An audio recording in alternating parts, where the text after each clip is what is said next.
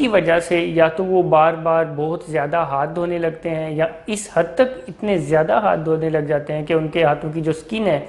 वो भी ख़राब होना शुरू हो जाती है, वो भी उतरना शुरू हो जाती है। और या फिर वो लोगों से मिलना जुलना, लोगों के पास जाना आना,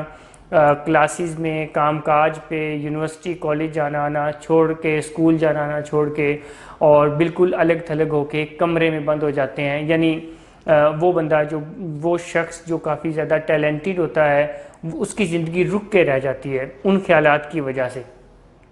कुछ लोगों में ऑब्सेसिव कंपल्सिव डिसऑर्डर की ये वाली इलामत भी देखने को पाई गई है कि वो बहुत ज़्यादा परफेक्शनिज्म का शिकार हो जाते हैं, कि वो हर चीज़ को उसके परफेक्ट ऑर्डर में देखना चाहते हैं,